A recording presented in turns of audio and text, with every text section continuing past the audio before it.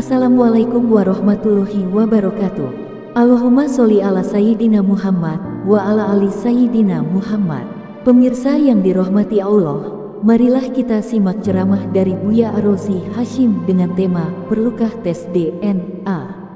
Sebelumnya marilah kita perbanyak sholawat minimal 1000 kali sehari, agar hidup kita penuh barokah dan mendapatkan syafaat kelak.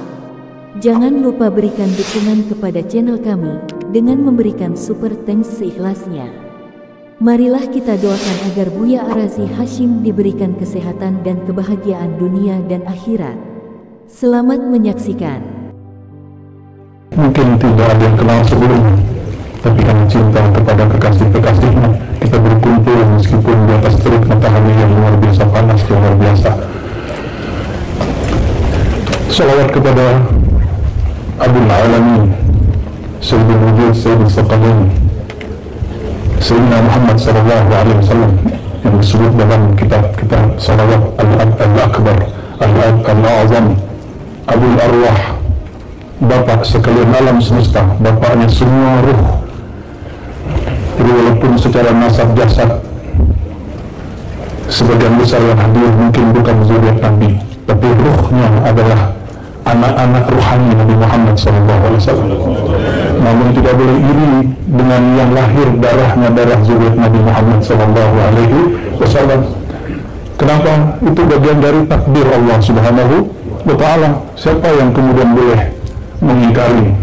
Protes, ya Allah, kenapa saya nggak lahir menjadi saudaranya Al-Habib Taufik Assegaf atau zuriatnya Al-Habib Ali, Abdullah Al-Idrus? Tidak bisa protes. Tapi mohon maaf, para sayyid, para sadah nggak boleh GR juga. Siapa yang berantem nasab? Emang dia milih? Kan nggak milih juga. Maka syukurnya para ahbab, para sadah mesti tentu lebih besar daripada kami, dan kami akan mengikuti rasa syukur itu. Baru bila ketikum dafa Allah wa anna bala, insyaallah. Guru saya ada seorang wali mastur, itu berpesan, selama masih ada wali Allah dan asyraf sadah, insyaallah kiamat Allah undur. Dan yang paling pasti, yang saya ngeri bacanya di Sunan Abu Dawud, Rasulullah SAW bersabda, Al-Mahdi minni min itrati min waladi Fatimah. Maka ditegaskan begitu, imam akhir zaman yang mana beliau jadi imam, makmumnya Nabi Isa itu dari zuriat Sayyidah Fatimah. Gak main-main. Oleh karena itu, salah satu fitnatul ahlas yang disebut dalam riwayat Imam Abu Dawud, Imam Ahmad, ya, fitnatul ahlas itu fitnatun tadum wala tanqati', fitnah yang gak berhenti-berhenti. Makanya dulu tadi kami ngobrol dengan Habib Taufik, dulu pernah ada, tapi sekarang akan lebih dahsyat. Orang mengatakan bahwa zuriat Nabi Muhammad SAW dari kalangan Ba'alawi tidaklah sahih. Ya, itu masa lalu saya. Dulu saya juga begitu. Ya, masa hari ini ada habaib. Yang mungkin ternyata dari Sumatera Barat cukup pindah sedikit ke Riau udah ketemu.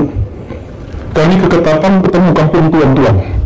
Jadi kata sadah bahasa Arab, jamak dari sayyid berarti tuan, diterjemahkan ke bahasa Melayu. Ketapang, ada yang sudah pernah Ketapang, pernah habaib. Kayaknya Habib Taufik sudah. Kalbar. Iya, Kalbar. Lalu kami datang ke sana, Masya Allah, masuk ke kampung tuan-tuan. Itu kampung luar biasa. Namun Riau, wabil khusus Indra, Gilhu, lebih maju. Melalui Bupati, Pak Sekda, meresmikan makom para habaib sebagai situs bersejarah. Kita plus berdua semua. Ini kemajuan luar biasa. Semoga nanti ke depan ada nasab habaib di sini, nasab beliau, ya. Biar orang tahu nih loh nasabnya. Perdebatan nasab itu, saya bukan peneliti nasab, tapi kami abdi hadis Nabi Muhammad SAW, pengabdi hadis Nabi. Dari tahun 2004 kami belajar Sahih Bukhari Muslim, sampai sekarang masih belajar dan mengajarkannya. Diijazahkan beberapa masyayikh, ada yang asyraf, ada yang sadah, ada yang kiai-kiai di Jawa, ada yang dari India, ada yang dari Arab. Tapi wajah saya bukan Arab, saya Arab ma'lum, salah hadis. Judul babnya Ma'rifatul Ansab, mengetahui nasab. Tapi itu bukan untuk nasab seperti ini. Namun ilmu ini pun bermanfaat, bisa dipraktekkan kepada mengetahui nasab para asyraf, para sadah. Ternyata perdebatannya hari ini di mana? Tadi yang ditawasulin oleh beliau Al-Habib Taufik, yang dibaca oleh zuriat beliau Al-Habib Ali, Ubaidullah bin Ahmad. Itu ya, benar nggak? Yang lagi ramai di YouTube, benar ya? Abdullah atau tasghirnya, tasghir itu dikecilkan. Biasanya itu tradisi para masyaikh, karena ulama wali-wali Allah itu namanya banyak. Ini salah satu seni punya nama. Ada nama jasadnya Abdullah, tapi ketika dia mengenal Allah, dia menyebut dirinya Ubaidullah. Abdullah itulah Sayyidina Muhammad SAW. Ubaidullah aneh, dia bilang begitu. Sayyidina Ubaidullah bin Ahmad ini mulai dipertanyakan, beliau ini ada atau tidak, itu wajar. Jadi kalau ada yang kritik, jangan marah, abai. Kan sekarang ada seorang kiai yang sangat alim di Banten, nyanyi siapa? Kiai Imat ya. Saya tidak mengingkari kealiman beliau. Sebagai sebuah penelitian, itu tantangan hebat bagi para habaib. Supaya apa? Mesti ada juga yang membahasnya tidak dengan emosi, tapi membahasnya karena dia membahas pakai buku, pakai tulisan, kita balas pakai tulisan. Dia buat ceramah, kita buat ceramah. Innamal mu'minuna ikhwah. Kan beliau katanya zuriat Syarif Hidayatullah juga. Kalau dia berarti jalur asyraf, kalau benar. Ya tinggal kuat-kuatan aja pakai kekuatan ilmu. Meskipun itu menyakiti banyak zuriat Nabi dari kalangan Al-Ba'alawi. Dalam hal ini kami punya pandangan sendiri. Nah, beliau kan berargumentasi. Argumennya lumayan memukau. Tapi bagi saya, ya biasa aja. Kenapa? Apa kata beliau? Ubaidullah ini nama dia tidak muncul dalam kitab-kitab biografi di abad itu. Betul nggak? Ya wajar. Di zaman itu nggak ada Dukcapil, Pak Sekda. Pak Sekda namanya ada nggak di Dukcapil? Henry gitu. Banyak Pak namanya Henry. Henry apa Pak? Henryzal. Itu banyak ratusan namanya Henryzal. Di zaman itu nggak ada namanya sistem online gitu, nggak ada. Kalau argumentasi teori yang dibangun, kalau nama orang ini tidak ditulis di masanya dalam kitab-kitab tarajum, tarajum itu biografi, kitab-kitab sejarah, terus dia tidak ada, begitu kira-kira yang saya simpulkan. Kalau salah mohon nanti diluruskan. Kalau itu alasannya, nama para sahabat Nabi pun tidak ditulis di masa hidup mereka. Kapan ditulis? Kapan ditulis? 1 abad, 2 abad setelah mereka. Itu muncul kitab Imam Ibnu Sa'ad, muncul kitab Imam Bukhari, At-Tarikh As-Saghir, At-Tarikh Al-Kabir. Itu 1 abad, 2 abad setelah sahabat Nabi SAW. Jadi kalau kita pakai teori itu, teori apa? Kalau nama dia nggak ada dalam kitab biografi, berarti orang ini nggak ada. Betul? Kalau begitu sahabat Nabi nggak ada semua dong. Ya, saya mau tanya nih, emang Wali 9 namanya ditulis dalam kitab sejarah di zaman itu? Hatta risalah hari ini yang disebut risalah Wali 9, itu risalah yang ditulis muridnya atau murid dari muridnya atau pengikutnya. Nggak ditulis di zamannya. Jarang, kecuali ada 1 manuskrip yang sampai sekarang nggak ada nama, anonim. Alhamdulillah kami 2009, 2010, 2011 ikut meneliti manuskrip Nusantara, masih tulisan tangan. Itu kertasnya kalau diangkat jatuh, pecah. Digunting oleh Prof. Oman Fatur Rahman. Jadi kita mencari kemana-mana. Ya. Jadi kalau ada yang mengkritisi para sayyid, para habaib, ya saya prihatin karena banyak yang emosi juga. Bagi saya kita tanggapi saja dengan kepala dingin. Itu secara keilmuan. Kalau dalam bab adab dan bab fikih, begitu juga bab ada satu ilmu yang menjadi kitab Al-Kabair, dosa besar. Dosa besar. Salah satu dosa besar, orang menasabkan dirinya ila ghairi abih, kepada selain ayahnya. Nih, saya mau tanya, menurut yang hadir ini, Al-Habib Abdullah Al-Haddad itu wali nggak? Nggak usah nggak wali, ulama nggak? Al-Attas, yang kita tulis Ratibul Attas, Al-Idrus, saya dapat juga Tariqah Al-Idrusiyah. Ada juga Tariqah Al-Idrusiyah, dapatnya di Banjar.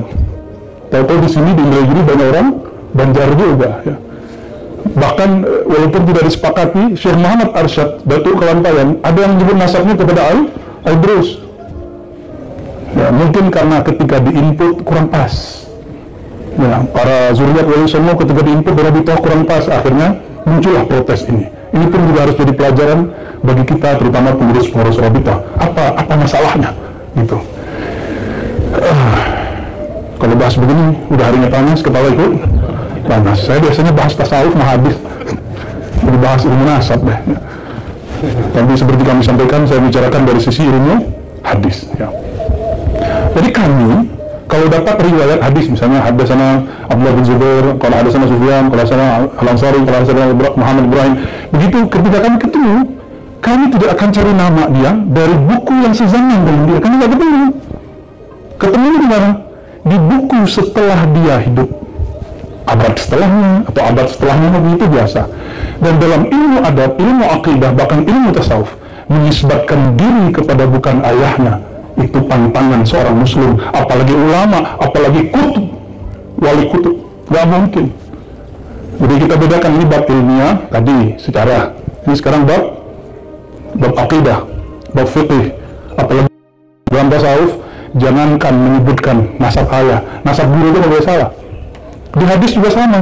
Orang yang keliru nyebutin nasab gurunya atau gurunya itu bermasalah. Bisa hadis yang mudallas, bisa muqallid, maqlub, dan mutalib, segala macam. Oleh karena itu, saya hakul yakin. Seperti hadis-hadis yang disebutkan tadi, pemilik ratib, penulis ratib, mereka mustahil menisbatkan dirinya, menasabkan sanad dan silsilah ayahnya bukan kepada selain ayahnya, itu mustahil. Itu secara adab, karena mereka orang yang atqan nas, akhwafun nas, ya, akhshan nas, orang yang paling takut kepada Allah Subhanahu wa ta'ala. Jadi kepada muhibbin, para habaib, pecinta para zuriat Nabi SAW, tidak usah khawatir bahwa zuriat Nabi yang memegang nasab itu, insya Allah mereka tidak berbohong atas nasabnya. Tapi ya, para zuriat Nabi jangan seneng dulu. Habib kalau nggak ngaji, alim nggak? Ya begitu aja. Habib kalau nggak ngaji, mending pakai gelar sayyid aja, nggak usah pakai Habib, mohon maaf. Pakai sayyid aja, itu lebih aman. Karena Al-Habib di Yaman, di Hadramaut, hanya untuk kibarul ulama, minal habaib, minal zuriyat, ya. Hanya untuk zuriyat yang alim. Cuma di Indonesia udah kepalang basah, baru lahir, main gundu aja Habib. Ya, akhirnya nama Habib dan Agung itu menjadi rendah, kelasnya jadi kurang tinggi. Ya, ini keprihatinan kita melihat perkenalan nasab. Namun ini tidak bisa dibendung lagi, sudah menjadi istilah. Maka beda istilah Habib di sana dengan Habib di sini. Al-Habib di negeri kita semua yang bernasab kepada baginda Nabi Muhammad SAW. Dan yang terakhir, ini kajian hadis. Semoga nggak panjang ya. Ya, ini kajian hadis ini tentang pentingnya mencintai zuriat Nabi Muhammad SAW. Dulu saya termasuk tidak percaya dengan zuriat Nabi. Begitu Pak Sekda, nggak percaya. Ya. 2006 baru percaya. Jadi bahasa Arab saya yang ala kadar ini, tapi kata teman-teman sih lumayan fasih. Ya, walaupun ibu nggak semancung Habib Taufik, tapi lumayan lah. Ya. Hari-hari ngajar pakai bahasa Arab. Ini bahasa Arab saya berkat saya ngaji kepada zuriat Al-Hasani dan Husaini. Ada yang ajib, saya nggak tahu, semoga beliau masih hidup, Habib muda waktu itu. Tiba-tiba Habib Umar, tiba-tiba dia bilang, saya mau ngaji mustalah hadis sama kamu. Dia bilang, Habib, mana mungkin aneh ngajarin antum? Terus dia bilang, aneh mau ngaji. Akhirnya dia datanglah bolak-balik ke asrama pesantren. Dan tidak mau saya menjelaskan bil Indonesia dengan bahasa Indonesia, maunya pakai bahasa Arab. Akhirnya 2006-2007 lidah saya masih kaku ngomong bahasa Arab, berkah Al-Habib Muhammad namanya, itu Allah angkat hal ya, semua masyakil, semua penghalang di lidah ini berkat ditanya sama Habib. Jadi saya mikir ini dia yang belajar ke saya, terus yang belajar ke dia. Maka lisan ini pun Bapak Ibu bisa berceramah, bisa baca kitab, itu berkah. Allah kirim seorang zuriat Nabi SAW, zahirnya dia belajar hadis kepada saya, batinnya saya dapat istinbat dari dia. Al-Madad An-Nabawi Sallallahu Alaihi Wasallam. Ya. Maka benarlah kata Nabi Muhammad SAW. Apa kata beliau? Kullu nasabin inqata'a ala nasabi, kullu sanadin inqata'a ila sanadi. Semua nasab, semua nasab itu coba lihat. Ini bahasa Indonesia ada ayah saya nih. Saya Ar-Razasin bin Muhammad Nur Akmal bin Nur Muhammad bin Abdul Hamid. Udah habis itu kita bingung. Mana lagi nih?